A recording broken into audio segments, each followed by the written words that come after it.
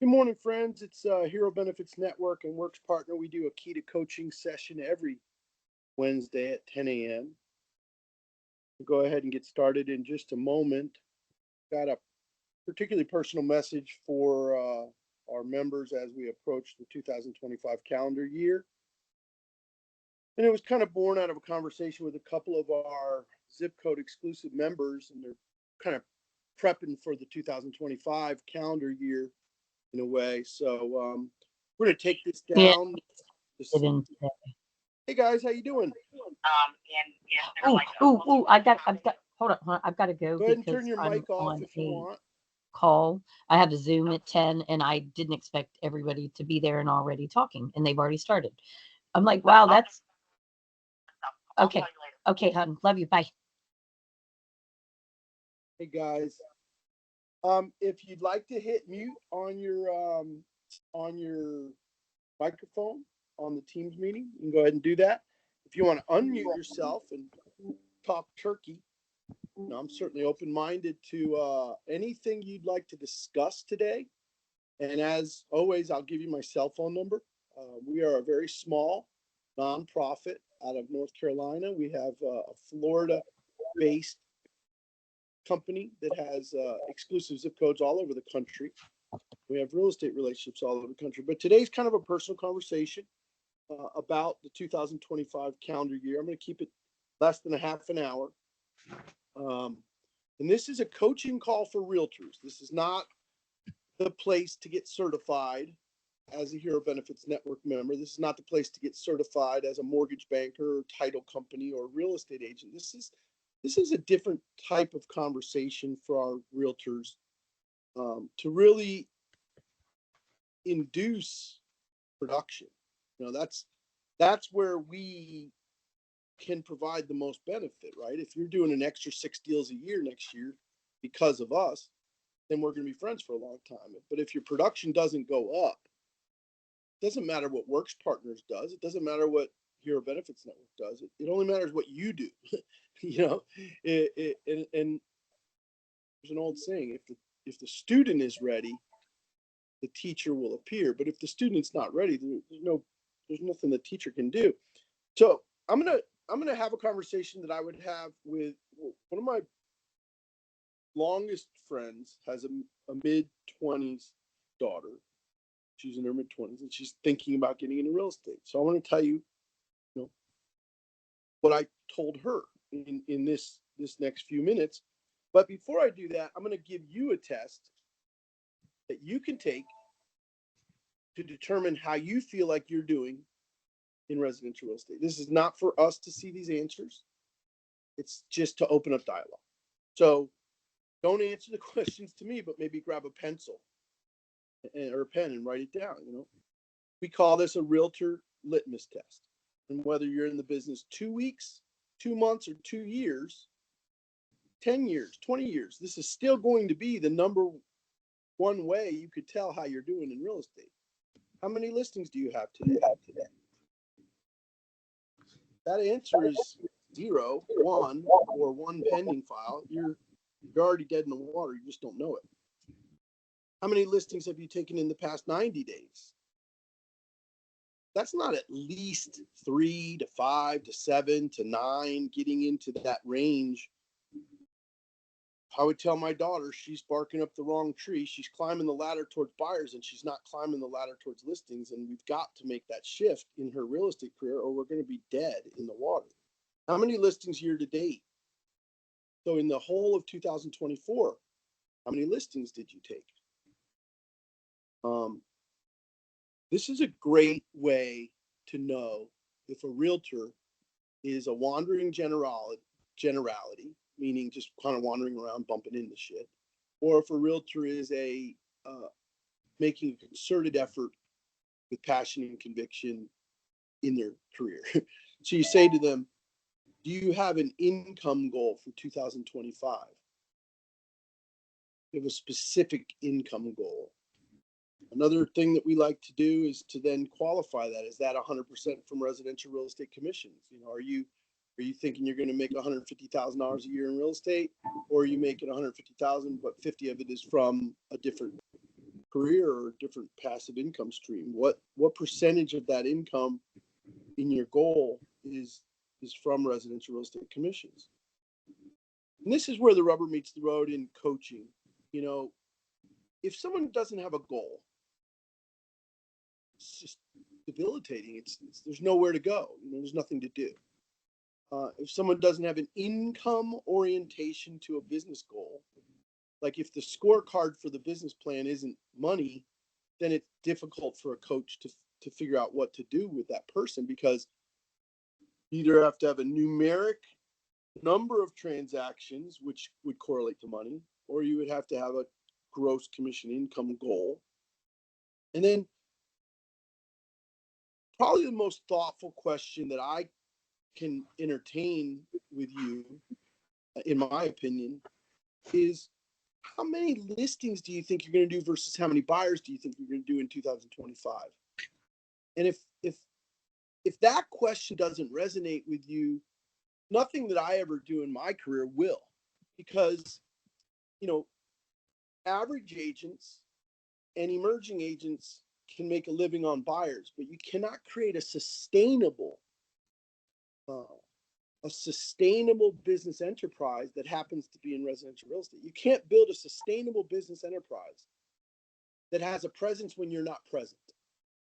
That word, presence when you're not present. I mean, if you went to Paris for 2 weeks, would your real estate business stop? Well, it would, unless you had inventory and unless you had systems that build inventory. So let's take a look at this for just a couple minutes in the context of Hero Benefits Network, in the context of residential real estate. So we're saying this is a global conversation for residential real estate. This isn't just a whimsical idea that we had as a nonprofit. This is stuff that Mike Ferry, Floyd Wickman, Tom Hopkins, Craig Proctor, geez, you could just study Mark Spain for 5 minutes. Just open up an ad of his. Is it seller oriented or is it buyer oriented? You know, everything that Mark Spain has switched to in 2024 is seller orientation. Now in 2020, 21, and 22, yeah, buyers, fun, 75 buyers agents, great, let's have fun. But as we approach 2025 and we're getting to know each other better, teaching is about what am I supposed to do? Training is about why am I supposed to do it? And coaching is about when am I going to do it? So if you want a smart aleck, we can talk about what we're going to do. We can talk about why we should do it. And then eventually it's going to have to come down to when are you going to do it? And that's when a 2025 business planning guide comes into effect, because I can help introduce you to REO asset managers today that are looking for listing agents for tomorrow. And they need to go through applications to get asset managers to approve you for listing referrals. That's a real business opportunity. We have easy to use templates that you can mail out to your sphere of influence, your sellers, your buyers. And we have short 1 and 2 minute modules to kind of give you the basis of it all. But this is what's special about our relationship to you, if you want it to be. If you agree with any principles that we talked about, listing acquisition, a listing centered real estate career, a listing inventory that lasts when you go on vacation and or when you leave the business for a few days or weeks, or you get ill, you know, you have to have systems that produce listings. So NAR projects right now, the president of NAR projects that a third of all of the realtors in America will quit the business in 2025. That kind of puts you right at the front end of the checkerboard there to decide which direction you want to move. You know, are you going to be one of the third that quit? Are you going to be one of the third that stay and struggle, or are you going to be one of the third that thrive? I mean, that's basically the decision that we've kind of been faced to make since the NAR settlement and with the advent of fintech changes. Fintech changes like homes.com, realtor.com, zillow.com. Big fintech changes that are changing the way your leads behave before you get them. Okay. So if you are aware of what's happening on a global scale, you realize that those global initiatives from the largest fintechs in America, those global initiatives from the largest mortgage bankers in America, the global effect of the NAR settlement is not manifested in your local market yet. Okay. When it is, it will show up as zero commission offering on listings. It will. You're going to see someone's going to put a listing on $1.5 million with zero buyer side commission. And then when those listing agents start to take those legal pocket listings that screw the buyer's agents out of commission and increase their commission, they're going to discover in 2025 how easy it is to build their own little buyer agency center that keeps all the commissions in-house. Now, if you think I'm wrong, if you think I'm completely full of shit, you could say, Russ doesn't understand Concord. He doesn't understand, Keokuk, Iowa. Russ doesn't understand Delaware. He doesn't understand Michigan. But I do understand that if hundreds and hundreds and hundreds of millions of dollars are being invested to attract the buyers to the listing agents, and the listing agents now are legally empowered to screw the buyer's agents, the temptation is going to get too great for them. They're going to do it. They're going to say to their sellers something like this: why don't we keep it in-house for the first month, and let's see where we go. And then at the end of the next month, maybe we'll decide on a buyer commission offer.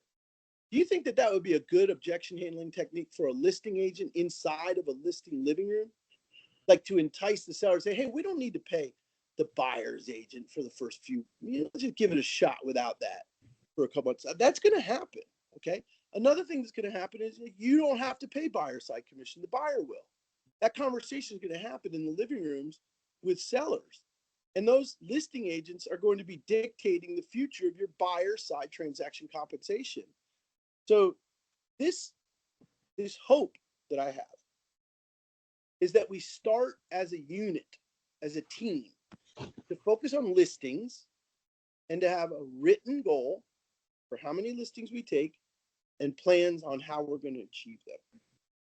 So you don't have to go very far to find evidence that people with written goals and plans to achieve them completely dominate socioeconomic enterprise. They completely dominate all business. I'm going to say it one more way.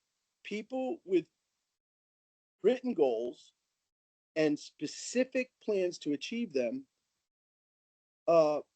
sell more real estate than people who don't. So where that leaves us as a coach, for example, is to say if we're not working with someone that has written goals and plans to achieve them, we're already at a disadvantage. We're already hurting ourselves. Like Hero Benefits Network, working with agents that have no written plan or any plans to achieve them, or no income goals and no listing centered ideas, no listing orientation, well, they're not going to be as successful in production as the agents that aren't. So I had presupposed to the board of directors many months ago that there'd be a prerequisite for being involved with Hero Benefits Network. But if you don't have written goals and plans to achieve them, and you're not willing to share those written goals with us, then how the hell could we help you? I mean, how would we help you? So, I had a great conversation with an agent day before yesterday, and they were eager to grow professionally, but they weren't as eager to grow their skill set as they were to grow their income. So when we said, like, could you win a pricing argument with your own father about the price of his house? Could you have a debate with a person who thinks their house is worth $400,000 and show them how much it's really worth, even if it's a little less or a little more? Could you present a CMA and have a legitimate pricing, not authority, but a sense of expertise like that expert guru status that lets them trust and believe you about the price of their home. It's not good enough anymore to walk into a house and they say 429 and you said yes. You might have to price it at 399 to get it done, or the demand could be super great in your area. Another thing is, do you comprehend sellers' estimated net proceeds sheets? Can you break down a seller's estimated net proceeds and then convey the net equity position after hero benefits rebates and show them how that math works? See, that's a skill. So let's say somebody came to me and said, my goal is $144,000 a year, 100% from real estate commissions. Then the next question has to be, do you have to net 144 or do you have to gross 144? I mean, that conversation is between you and your broker. So you need to tell me what's the gross number you need to get to net what you need to net, right? And then we can work backwards from that. And this is very, very important. If I'm going to be involved in any aspects of your real estate professional development, we have to have a gross commission income goal that we can break down. And let's start to break it down real quick. So let's say you're a Hero Benefits Network realtor and you say, I want to take 13 listings, from Heroes this year. I would tell you that that's not only possible, but it's probable and likely. And you and I could build a plan to do that. I know that to be true. And in any market in America, teeny little pocket markets, maybe it might be more difficult. There's only 10 firemen and 10 cops. You'd probably be out of luck. But if you had a larger police station, a larger highway patrol, you had any FBI or DEA presence in your market local, if you had a school district in your market, or even a handful of elementary, middle, or high schools, if you had a fire station or two in your local market, there's nobody who could tell me that we couldn't take a listing a month in that type of a environment, because essential employees are relocating every day. Essential employees are moving, and the key is the bookends of their career. There's rookies joining that need to buy a house, and there's retirees leaving that need to sell a house. And when you get involved in hero exploration and hero direct marketing, you find that listings are easy to get because there's these, I call them barbs on the hook, or sales funnel guardrails that keep the hero loyal over time. So when I do hero direct marketing to a retiring captain at the local PD, it's stickier than when I send recipe cards to my farm. You know what I mean? It actually plays into their purchasing power, the extra 10 grand. But when you start to break it down and you just say, what's the simplest plan? And I'm going to go to a number that I would adhere to. I had a written goal to take 30 listings in 30 days. And I had that goal on my board for 20 years. The most listings I ever got in 1 month was 18. And I never could reach 30 listings in 30 days. I tried like hell. But no matter what I did, the highest I ever got to was 18 listings in 1 month. Now, on average, I listed 4 houses a month for almost 40 years. But when you break down good markets and bad, the best listing markets I had were that 2009, 10, 11, when you couldn't sell a listing if you tried to. They were easy to take, but hard to sell. Now it's hard to take, easy to sell. So if you just thought of your real estate market like that, or listings are easy to take and hard to sell, or are they hard to take and easy to sell? Well, then it's going to kind of tell you how hard you're going to have to work pre-listing versus post-listing, right? But in the old days, in even just a couple of years ago, you would have maybe only sold about 80-70% of listings that you took. Before COVID, there was a moderation in listings and different skill sets of realtors. So like a realtor might overprice a listing and then get in a fight with the seller a few months down the road and it didn't work out, right? That's called an expired listing. Another way is that a listing gets sold and then falls through and then the seller loses hope or confidence in his realtor. You have these situations that could have killed your listing inventory over the years.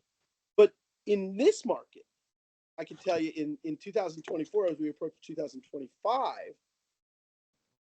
our best guess and the best guess of Remax executives and the best guess of EXP executives seems to be that you're going to have about a 95% sell-through of every listing that you take, maybe even 100%. So somebody online can say, oh, I saw 100% of my listings. Hold on, you only took 4. But if you took 40, would you have sold 100% of them? You have to start looking at it that way from a matriculation of what's realistic in your marketplace. So here's where the rubber starts to meet the road with hero direct marketing or with normal retail sellers. I can't focus on what I can't control, right? You can't focus on things that you can't control. You can't control how many customers are going to say yes, but you can control on how many customers you present to. Now, when Mike Ferry taught me, how to hold myself accountable to listing inventory acquisition, he said the serenity prayer, which is God grant me the serenity to accept the things I cannot change, the courage to change the things I can, and the wisdom to know the difference. And that prayer breaks down your listing career into 3 quadrants. You can't do shit about that, but you can do a whole lot about this. And if we could focus our relationship on what you can control, then we start to have a lot more fun as a team. So let's just take 40 new live prospects a week, which was what I would hold myself to if I were making less than $250,000 a year. If I'm not making 20 grand a month, then I better go out and talk to 40 new live prospects per week. That's called work. And that's where most coaches lose their audience. Holy shit, no way, I'm not doing that. But if I were able to get 2 new listing appointments per week out of that, that means 38 people tell me to go to hell. But 2 people say, yeah, I'm interested. Then I could take 1 listing per week. Now, that mathematics has worked for me in my business career since 1986. And one of my first coaches that I actually paid a coaching fee to was a guy named Bob McKinnon, who was one of the inaugural founding fathers of Century 21, meaning he was a regional owner of the initial Century 21 franchise. But Bob McKinnon taught me to look for sources of business, right? Not a client, but a source of clients. That's when you can start to build a presence when you're not present. So I'm going to skip this little stuff right here and get right to this. So let's decide that you and I together, and I'm just going to I'm picking the number because I'm dealing with a bunch of different scenarios nationally, but if 19 listings was the key to your success in 2025, I would begin to break it down like this. Like, how many come from your farm area? Well, I only needed 3 listings from my farm area to get my goal. How many of your listings are going to come from your sphere of influence? How many listings are going to come from your absentee owner program? How many listings are going to come from for sale by owners or list pendants notifications that happen every day in your market? How many listings are going to come from your expired listings or just sold marketing? How many listings are going to come from your niche, like heroes? So I don't break it down that any one source of business is going to be the exponential success secret pill. If we're going to work together, we're going to break it down by what sources of business are we working together to produce more ordinary results. And I think this layer cake really speaks to the message that I would like to explore with any Hero Benefits realtors that are going to receive free coaching as a result of being a Hero Benefits Network realtor. Or if you're a Works partner sponsored in by an MLO, you get free coaching. So this is an opportunity for us to really embrace a weekly relationship that manifests transaction volume to you. So I'm going to end our session together today on this example. Okay. When I start working with an agent, we start with the same 20 sources of business we do with every agent, right? So are you going to go to the schools? No. Are you going to go to the fire stations? No. Are you going to go to this hospital district? No. What are you going to do? Are you going to go to the Veterans of Foreign War? No. Are you going to go to the American Legion? Do you want to network with, law enforcement officers? You've got to eventually put a flag in the sand and tell us what you want to do if we're going to coach you. But this student here said, you know what I want to do? I want to do a diversified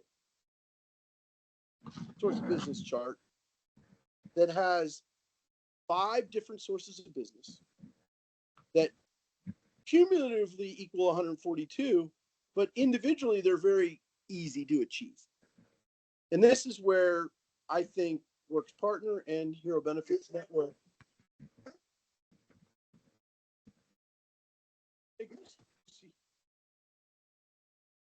my big Doberman pincher is snapping at somebody in their front yard. So I'm just gonna walk here and finish this up. As a coach, or as a friend, or as a father, I would told my daughter, I'd rather diversify your investment portfolio than to put all your eggs in one basket, right? So we sat there and we said to your sphere of influence, there's a system for that, right? That system can operate whether you're present or not. That system, it requires X, Y, Z to happen each week. And if X, Y, and Z happen each week, A, B, and C may happen as well. And we expect that A, B, and C will happen 5 times in your sphere of influence because we're basing that on decades and decades and decades of watching realtors, right? If you don't have the stones for sale by owner, take that off of there. But for sale by owner is an objection heavy, rejection heavy gold mine. I get 1 listing for every 10 for sale by owners I talk to for 30 years. We could teach you that system. It's called EBOL, every buy owner list, EBOL system. And you do 12 touches in 3 weeks, and it results in 1 listing for every 10 for sale by owners. Climb up to expired listings. We do a 3-touch system with expired listings that includes a sliding into their DM for our millennials. We slide into their DM, we send them a letter, and we send them a handwritten note. They're touched 3 different ways so that we take our expired listings, okay? But we're only projecting 4 expired listings listed during the entirety of the 2025 calendar year. That's only 1 expired listing executed per quarter. And then because it was a new farm area, this particular agent is following the Farming Fridays formula, which is 2 touches a month for your farm. 1 touch being usually direct mail, and the other touch being digital in nature and the acquisition of emails, social media, and accessing the farm area through text networking, which is foreign to many, many people. But a lot of farm areas will grow, a lot of farming agents will grow their text network within their farm area to announce what listings come on, what listings sell, what listings close. And sellers sign up for that. They want to know. And then you